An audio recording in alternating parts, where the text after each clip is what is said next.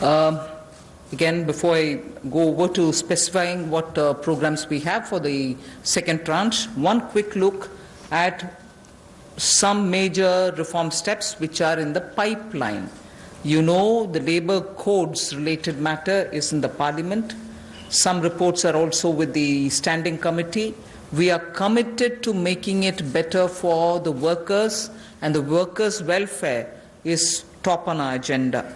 I very will quickly run through that the minimum wages at the moment is applicable only to 30% of all the workers. We want to make it universal. We want to give that right to minimum wage universally to all workers. So that is one of the major things we are working towards, and as you know, it's all discussed in the Parliament. It is getting work is done in the Parliament. It is happening there, but I'm giving you some of the highlights. Second is also the regional disparity in minimum wage which exists. We are trying to get over that problem, to get over the disparity which prevails by saying if there can be a national floor wage concept which can be accepted by all the states, so that the disparity which prevails between states of minimum wages can be gotten over.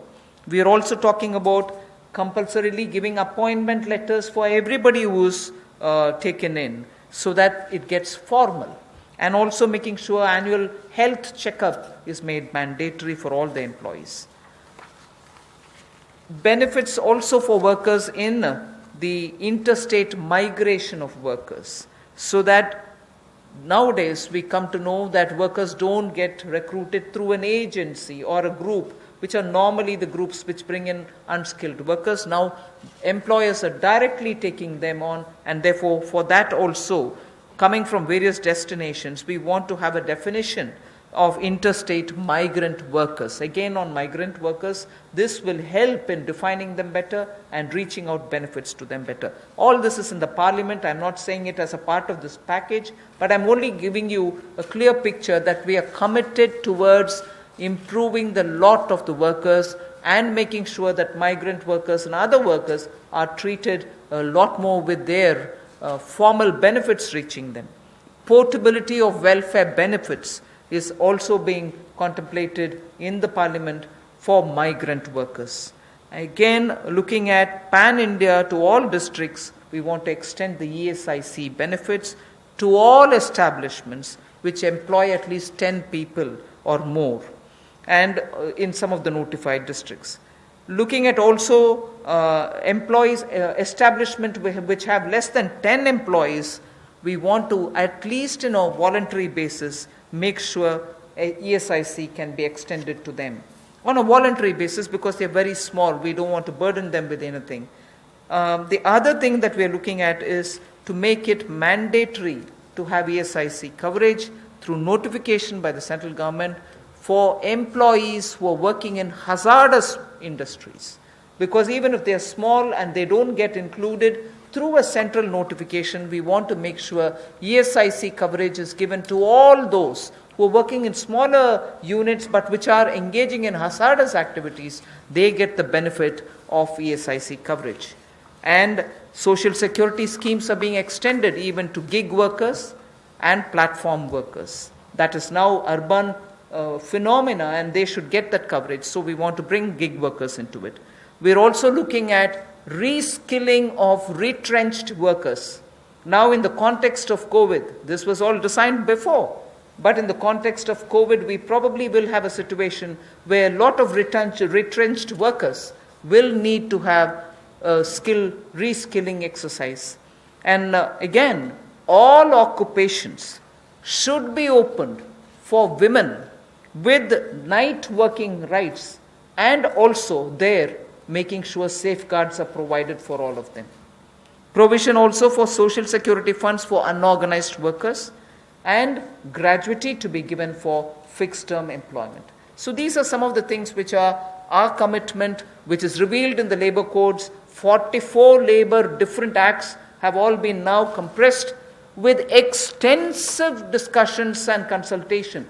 I must appreciate the Ministry of Labour, the Minister, Senior Minister Gangwarji, together with the Secretary, have engaged with all strata, all stakeholders, all strata of workers, to make sure that their concerns are addressed, and therefore the possibility of having those 44 laws being reduced to 4 codes, highlights I've given you, are waiting in the Parliament. Our commitment lies in having them passed after discussing in all the standing committees.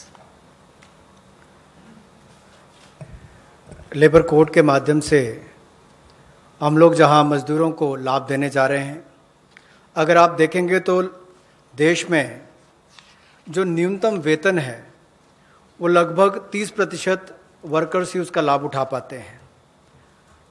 समय पर उनका वेतन का भुगतान नहीं हो पाता। Unorganised जो असंगठित क्षेत्र है उसमें ये दिक्कत है, और इसीलिए यूनिवर्सलाइजेशन की जो बात कही गई है कि न्यूनतम वेतन की यूनिवर्सलाइजेशन की जाएगी, पूरे देश भर में एक जैसा उसका हो, कम से कम एक न्यूनतम वेतन गरीब से गरीब मजदूर को मिले, इसके लिए इस कदम को उठाया गया है। और जो क्षेत्रीय असमानता है, जो रीजनल डिस्पैरिटी है न्यूनतम वेतन में, उसको भी इसके माध्यम से दूर किया जाएगा, वैधानिक रूप इसको दिया जाएगा और नेशनल फ्लोर वेज इसमें इंट्रोड्यूस की जाएगी। यही नहीं, जो इसको तय करने के तरीके हैं मिनिमम वेजेस, उसको और सरलीकरण इसका किया जाएगा ताकि इसमें कंप्लायंस ज़्यादा हो और रुकावटें कम हो। नियुक्ति पत्र भी सभी मजदूरों को मिलेंगे, और यही नहीं, साल में एक बार स्वास्थ्य का चेकअप भी होगा, हेल्थ चेकअप भी इनका होगा। और जो खतरनाक क्षेत्र में काम करने वाले, जहां खतरा रहता है, ऐसे क्षेत्रों में काम करने वाले जिनके काम करते हैं मजदूर, उनके लिए occupational safety and health code भी लाया जाएगा जो उनकी सुरक्षा और स्वास्थ्य का ख्याल रखेंगे। यही नहीं, पोर्टेबिलिटी जो है वेलफेयर बेनिफिट्स की, ये भी सभी प्रवासी मजदूरों को मिलेगी। और ईएसआईसी का लाभ भी, इसका भी पैन इंडिया पूरे देश भर में इसकी कवरेज सभी जिलों में हमारे मजदूरों को मिल पाएगी। चाहे वो इस्टेब्लिशमेंट जो संस्थान है वो 10 से ज़्यादा वाला है, उतने तक का है। और इसके अलावा मैंडेटरी ईएसआईसी कवरेज भी नोटिफिकेशन से माध्यम से सेंट्रल गवर्नमेंट ने सभी एम्प्लॉयज़ को, जो ऐसे खतरनाक क्षेत्रों में काम करने वाले, उनके लिए होगी। सोशल सिक्योरिटी स्कीम भी गिग वर्कर्स के लिए और प्लेटफॉर्म वर्कर्स के लिए मिलेगी। रीस्किलिंग करनी बहुत ज़रूरी हो गई है, क्योंकि जो लोग वापस गए हैं काम करने के लिए, उनको वापस उनको स्किल प्रदान करके वहाँ पर उनका कैसे लाभ मिल सके, रोजगार मिल सके, इस दिशा में भी काम किए जाएंगे। और सोशल सिक्योरिटी फंड का भी असंगठित क्षेत्र के लिए प्रावधान करने का हम प्रयास करेंगे, प्रोविजन किया जाएगा।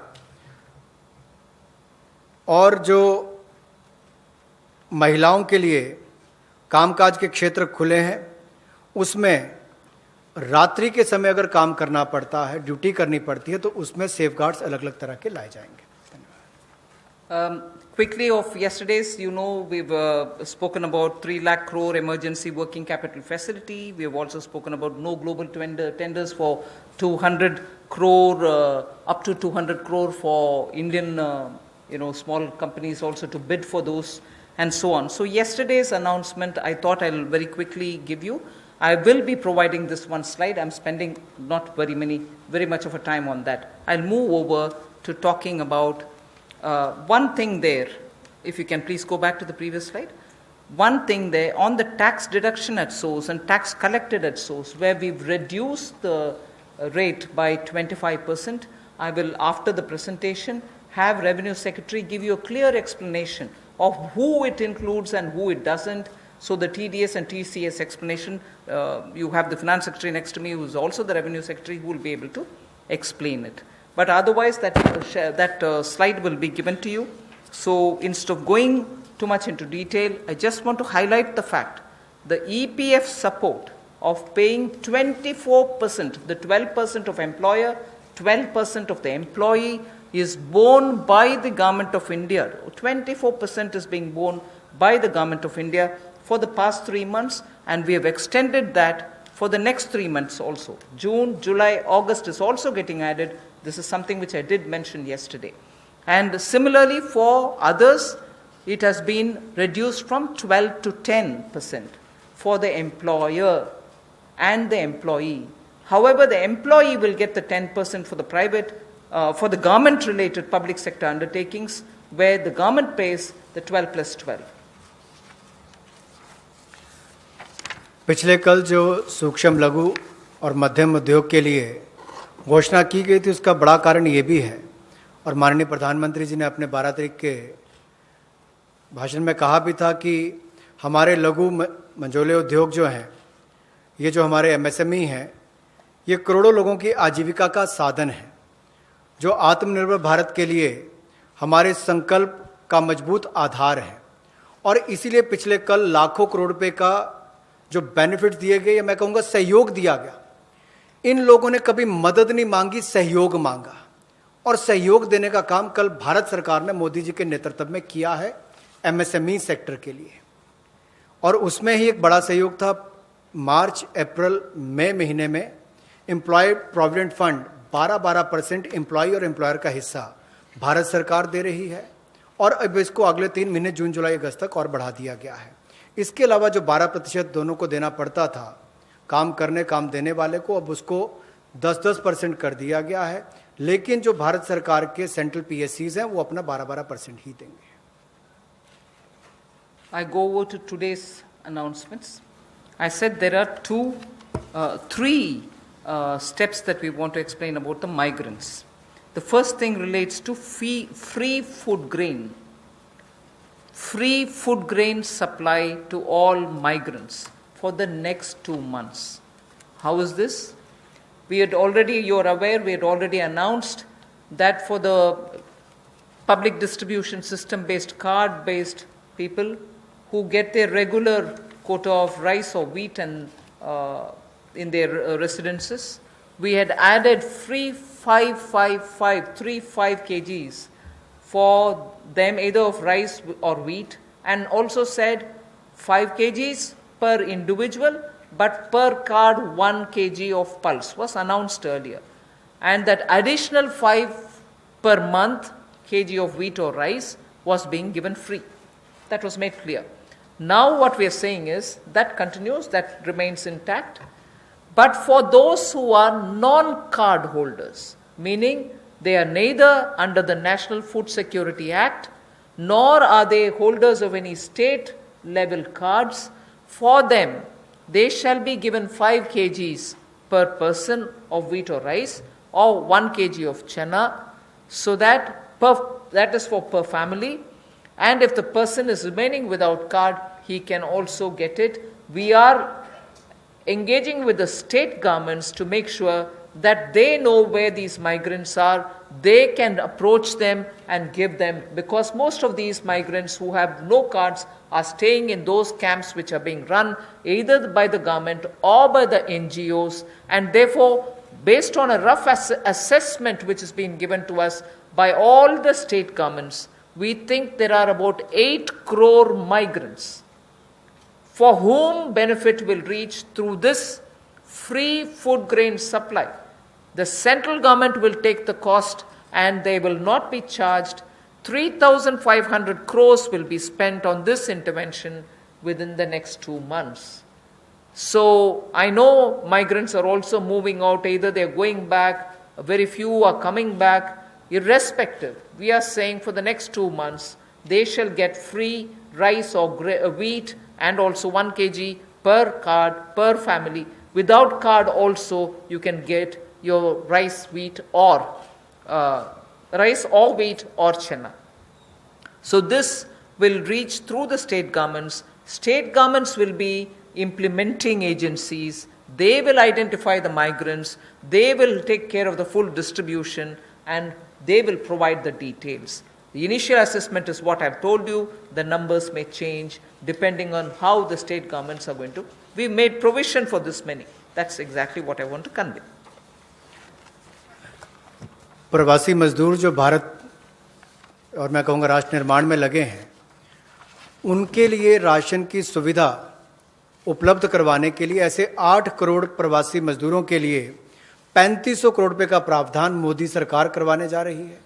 वो भी इससे वंचित ना रह जाएं, ऐसे 8 करोड़ प्रवासी मजदूरों के लिए 3500 करोड़ रुपए का प्रावधान, यानी कि उनको 5-5 किलो गेहूं या चावल मिलेंगे और साथ में 1 किलो चना, प्रति फैमिली 1 किलो चना और प्रति व्यक्ति 5 किलो गेहूं और चावल भी अगले 2 महीनों तक मिलते रहेंगे। इसके लिए मोदी सरकार 3500 करोड़ रुपए का प्रावधान कर रही है। इसको लागू करने की जिम्मेदारी राज्य सरकारों की है। The next point is, I go back to referring to the Prime Minister's address to the nation, where he said 5 pillars, and one of them is talking about technology-driven systems. This is one classic example for that, where in order to benefit migrant workers, we are coming up with a national portability of the cards, which is public distribution ration cards can be used in any ration card, any ration shop in any part of the country as you move along. So if there is a ration card holder, today he is in Bihar or Karnataka, tomorrow he moves to Rajasthan, he can take his food ration from any ration shop in that state. So national portability, which is now being defined as one nation, one ration card. One nation, one ration card will be implemented, and by August 2020, which is another 3 months, within 3 months, 67 crore beneficiaries in 23 states, which means the 67 crore beneficiary is 83% of all the PDS population that we are talking about. 83% of all the PDS population will get covered by this one nation, one ration card. And we assure 100% coverage of national portability of these cards by March 2021. 83% is already done. So all the states and union territories will complete full FPS automation by March 2021. आज के समय में अगर देखा जाए तो जो प्रवासी मजदूर था उसको सबसे बड़ा संकट आया, लेकिन टेक्नोलॉजी के माध्यम से आने वाले समय में उनको कभी, भगवान ना करे, कोविड-19 जैसी स्थिति ना आए, लेकिन अगर कुछ भी होता है, स्थिति ना भी आए, वैसे भी चले, तब भी वो देश के किसी कोने में हो, वो कहीं पर भी अपने राशन कार्ड का इस्तेमाल कर सकें। One nation one ration card, ये योजना हम लाने वाले हैं और इसके माध्यम से आप देश के किसी कोने में भी किसी भी उचित मूल्य की दुकान से अपना राशन ले सकते हैं, जिसको हम डिपो भी कहते हैं, राशन डिपो भी कहते हैं, ताकि राशन वितरण प्रणाली से जो आपके हिस्से का आप उसको ले पाएँ। और इसका अगर देखा जाए तो आज तक टेक्नोलॉजी के उपयोग से, चाहे वो जनधन खाते हो, आधार नंबर हो, मोबाइल हो, इसके माध्यम से पारदर्शिता मोदी सरकार लेकर आई और लाखों करोड़ पिछले कुछ वर्षों में बचाया भी है और वापस गरीबों के उत्थान के लिए लगाया। तो इससे भी जहां गरीब को लाभ मिलेगा देश के किसी कोने में राशन लेने के लिए, वहीं पर देखा जाए तो 23 राज्यों में 67 करोड़ बेनिफिशरी जो हैं, वो 83% पीडीएस की पॉपुलेशन वो अब तक इस पे कवर हो चुकी है और मार्च 2021 तक हम 100% उसको कवर कर लेंगे नेशनल पोर्टेबिलिटी में, ताकि वो देश के किसी कोने में जाकर भी अपने राशन कार्ड का इस्तेमाल कर सकें। ये अपने आप में क्रांतिकारी कदम गरीब मजदूर, प्रवासी मजदूर के लिए होगा कि वो देश के किसी भी कोने में जाकर अपने हक का राशन किसी भी राशन डिपो से ले सकता है, ऐसा उसके लिए सुविधा होगी। The last step for the migrant workers, we spoke about their food, their ration, portability of their ration. Now I'm talking about affordable rental accommodation for the migrant workers or the urban poor.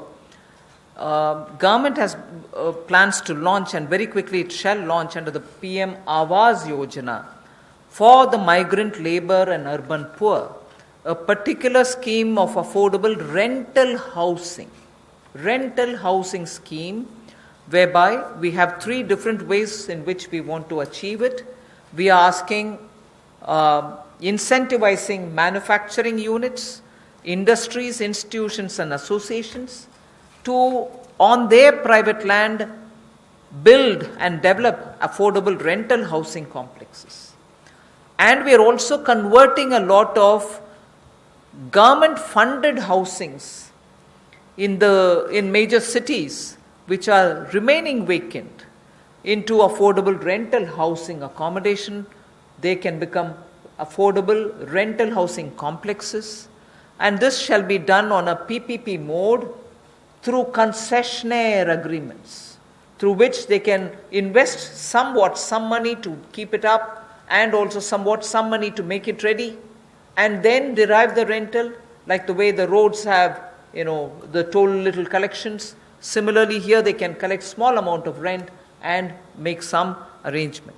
Incentivizing also state governments to do the same. Central government organizations will also undertake in similar lines. The detailed guidelines will come from the ministry sooner. So urban migrants, urban poor now can look forward to having at least some basic rental accommodation for themselves. प्रवासी मजदूर और शहरी गरीब के लिए जहाँ वो काम करते हैं शहरों में, वहाँ पर कम कीमत पर उनको किराए पर मकान मिल पाए, रहने की सुविधा मिल पाए, इस बड़ी योजना का संकल्प लेकर मोदी जी आए हैं। और मेरा मानना है कि जिस तरह से हर घर को बिजली, हर गांव तक बिजली पहुंचाने का काम, हर व्यक्ति का बैंक खाता खोलने का काम, हर बहन को गैस सिलेंडर देने का काम और 2022 तक हर गरीब को सर ढकने के लिए छत देने का काम मोदी सरकार करने वाली है, उसी तरह से एक बहुत बड़ी योजना ये भी है कि कम कीमत वाले कम किराए वाले ऐसे घर आने वाले समय में मिलेंगे और जिसका प्रधानमंत्री आवास योजना के अंतर्गत इस योजना को लाया जाएगा, जो कि हमारे अब के बने हुए घरों को भी उसमें इंक्लूड कर सकती है, जो सरकार के अभी बने और कुछ जगह खाली होंगे। उद्योगपति अपनी ज़मीन पर बनाना चाहें तो उनको भी इंसेंटिवाइज करके करेंगे ताकि वो भी अपने काम करने वाली मजदूरों के लिए अपनी फैक्ट्री या उसके आसपास रहने की व्यवस्था बनाएं, या राज्य की सरकारों को, उनकी एजेंसियों को हम लोग प्रेरित करेंगे, लाभ देंगे ताकि वो भी अपने राज्य में काम करने वाले ऐसे मजदूरों के लिए सुविधाएं तैयार करके दें। I move over to the Sishu loans of Mudra. This is a way in which we are going to help the smallest of small credit takers from the banks, where after the RBI giving 3 months moratorium, when they come back to have to pay the interest, the EMI, they will have a little problem, and we want to support them with some interest subvention. Incentive being, if you pay in time promptly, you get the 2% incentive, interest subvention incentive. So the current portfolio of Mudra Sishu loans, Mudra has 3 different types of loans. The Sishu is up to 50,000 is what they take as loan, only 50,000 rupees or less. People who have taken loans 50,000 or lesser, after the 3-month moratorium, when they come back to paying the EMIs, will have for the next 12 months an interest subvention support which will be of 2%, and that support will entail a total relief of 1,500 crores, which is for all the Sishu loan holders. Now, I just want to give you a broad indication of number. I don't think it's possible for me to straight away tell you the exact number, but I can indicate to you, because up to 50,000 will mean some people will have 10,000, some might have 15,000, some others might have 20. So actually, to get the actual number of beneficiaries, I might need a little more time, but roughly, if this outstanding is 1.62 lakh crores, if the total outstanding of Sishu loans under the Mudra category is 1.62 lakh crores, and on the assumption that all of them have taken 50,000, the maximum limit, it will be something like 3 crore, more than 3 crore people. And therefore, if this 3 crore is a conservative estimate, it can be slightly more than that. It will benefit. This 2% interest subvention will benefit about 3 crore people who are beneficiaries of the Mudra Sishu loan. I'm not talking of all the three categories, only the Sishu category, which means 50,000 or less loans. जो मुद्रा शिशु ऋण श्रेणी में लोग आते हैं उनके लिए 1500 करोड़ रुपए की जो ब्याज में राहत देने की योजना मोदी सरकार लाई है ताकि गरीब से गरीब व्यक्ति को उसका लाभ मिल सके। 1,62,000 करोड़ रुपया आज तक इस मुद्रा शिशु लोन के अंतर्गत दिया है जो आउटस्टैंडिंग है, और इस योजना के माध्यम से लगभग 3 करोड़ ऐसे लोगों को लाभ मिलने वाला है, और ये कुल लाभ 1500 करोड़ रुपए के लगभग होगा। जो देश भर में मुद्रा शिशु लोन वाले हैं उनको 1500 करोड़ रुपए का लाभ इस योजना के माध्यम से मोदी सरकार देगी कि उनके ब्याज में 2% की राहत छूट नरेंद्र मोदी जी की सरकार वहन करेगी, यानी कि मोदी सरकार उसका खर्चा उठाएगी और गरीब को राहत देगी। The next step is towards street vendors, for whom we are giving a special credit facility for about 5,000 crores of rupees. This is going to be because most of their livelihood has been adversely affected. Street vendors have not been allowed to do anything during the lockdown, and therefore within a month the government will launch this special scheme which will facilitate easy access to credit for all the street vendors. And when I say all the street vendors, there are 50 lakh street vendors as per one estimation which comes from all the state governments. 50 lakh street vendors will be able to avail of the 5,000 crore special credit facility, through which once the lockdown is lifted, they can start their business back, they can buy their products to sell, and so on. So 50 lakh street vendors will be taken care of. We are giving an initial working capital of up to 10,000 rupees. And for this, we expect a liquidity provision of 5,000 crores will be made by the government. तो जहां एक और श्रमिक और प्रवासी मजदूरों के साथ साथ रेडी लगाने वाले, पटरी पर सामान बेचने वाले जो हमारे श्रमिक साथी हैं, जो घरों में काम करने वाले भाई बहन हैं, जो ठेला लगाने वाले हैं, इन सबको कोविड-19 के समय इस पिछले 2 महीनों में बहुत सारी तकलीफ का सामना करना पड़ा, और इन्होंने बहुत ज़्यादा त्याग भी इसके लिए किया है।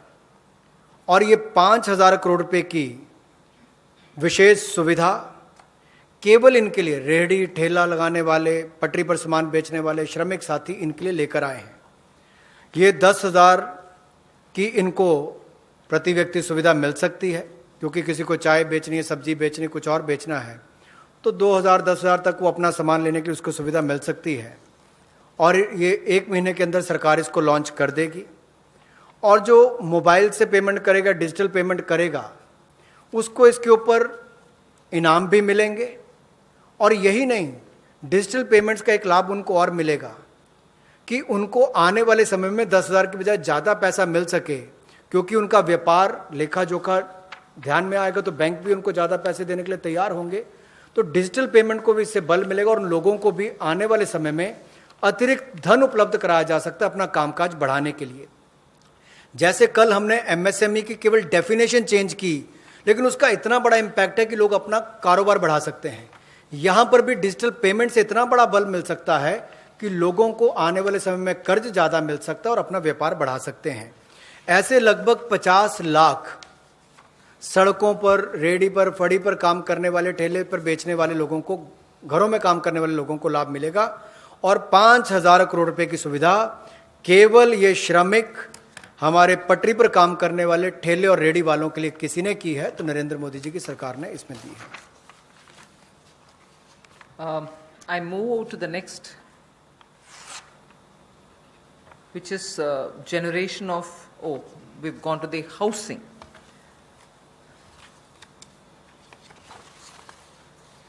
ये कर दिया हमने। अच्छा, there is a program, that's fine.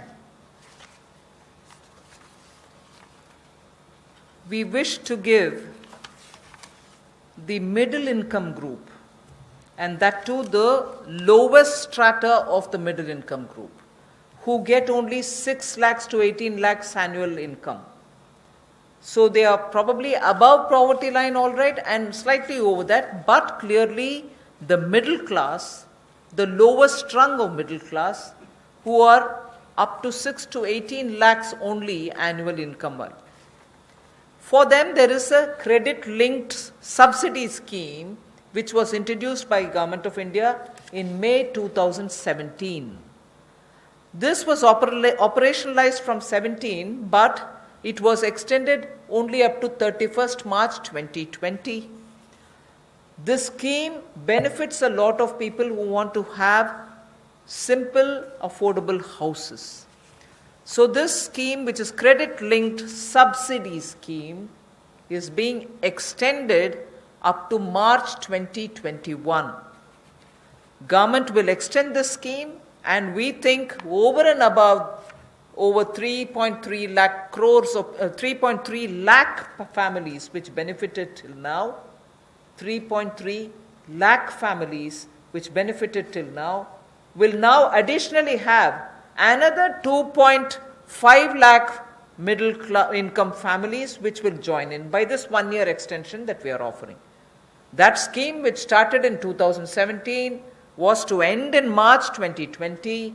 We are extending it by 1 more year till March 2021, and we think in this 1 year another 2.5 lakh people will benefit from this so that they can have affordable houses for themselves under this particular scheme, credit-linked subsidy scheme. By doing this, we think we'll immediately be able to spur jobs creation.